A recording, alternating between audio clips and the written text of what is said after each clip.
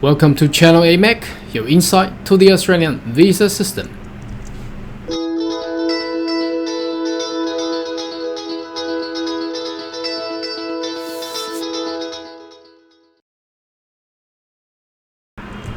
Good day everyone, my name is Carl Young, your online YouTube visa consultant.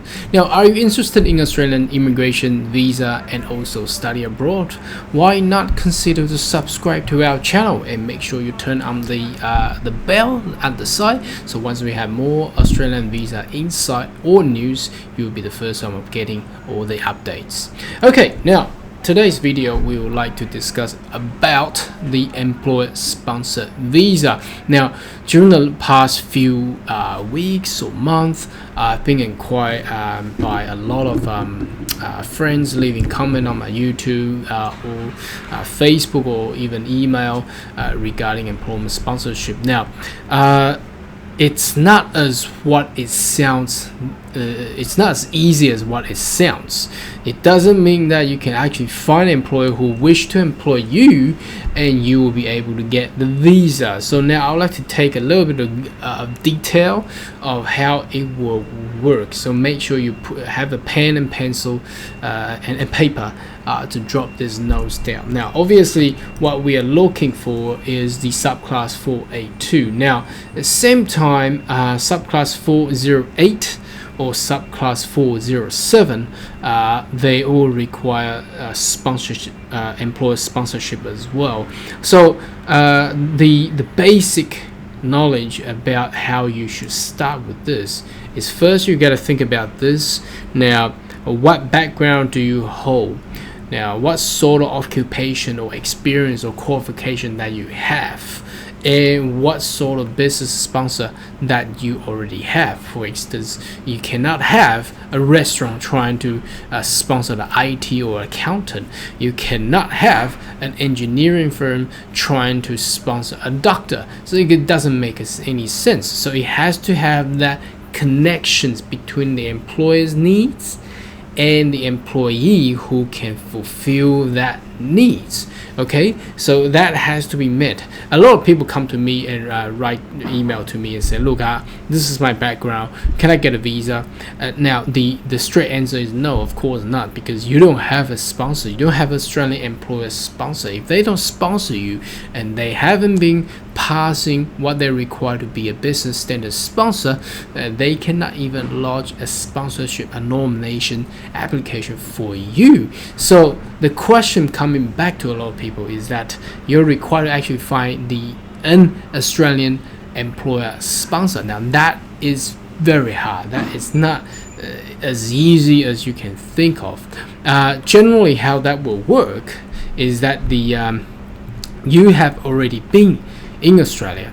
90% of cases like this, either you're under a student visa or whatever the visa that you are, and your skill has been proven, and the employer wish to sponsor you, to allow you to continue to stay, then that will be the key element to actually get that sponsorship. Now, the second most important element is this. Now, about, I think it was 2017, they have changed the law and raised the bar very, very high. So in order to actually get sponsored, you need to prove that your background is what you say. Because, so for example, if you're saying you're a network engineer, and you better have a qualification in network engineer, and plus you need to have at least 2 years of work experience as a network engineer in order to be sponsored as a network engineer. So giving you a case study here. Now, people come to me and say, look, I've got an IT firm, they want to sponsor me as a network engineer, but I was graduated in computer science. That's fine, but I've been working as a software programmer for the past 3 years. Now, question back to you, can he still be sponsored as a network engineer? No, you cannot do that, okay? Because your work experience was not in network engineer. Everything has to get into the whole that is required criteria met by the Australian visa criteria. So if one thing is wrong, one thing doesn't match the requirements, everything fall apart. So that is why it's very hard. For another example is we graduated. A lot of people is like this. They have been studying in Australia and graduate as an accountant, and they somehow they got a job back home. They flew back to wherever their origin country is, and then they start as accountants now. And during the time they wish to be employed as an accountant, but they were actually employed as a business consultant and been working for 7 years, for instance. Now one of the big four company found him in Australia and said, look, we would like you to come and fit into a role as an accountant. Now question is, can he be sponsored as an accountant?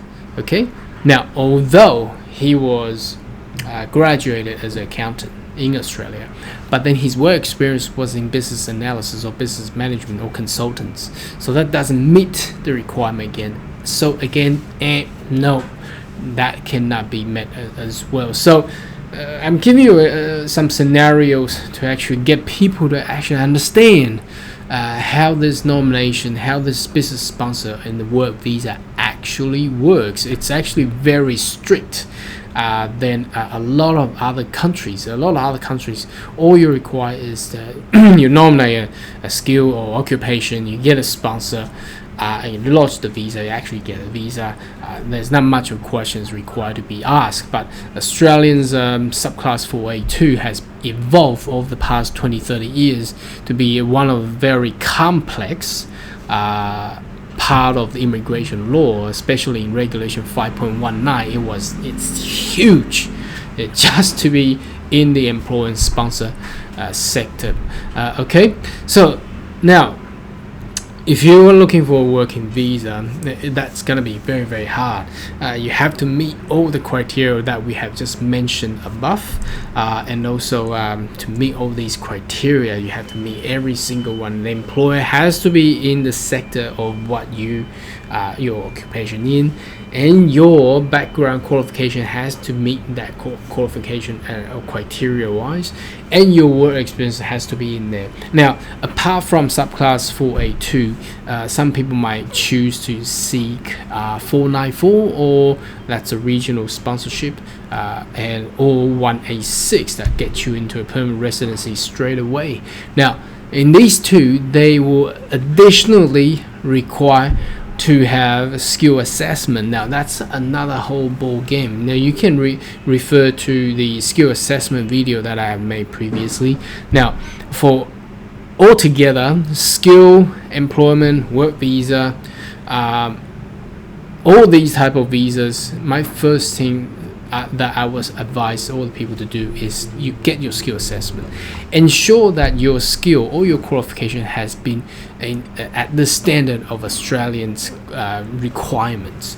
If it's not there, seeking employment and get a working visa, lodge the application, you may fail anyhow. So it's actually very, very complex. Anyhow, should you have more questions, more than welcome to leave your comment and discussion at the comments right down below. And thank you for watching for the video. I will continue to put more and more video up there and the news up there. So looking forward to see you in the next video. Goodbye.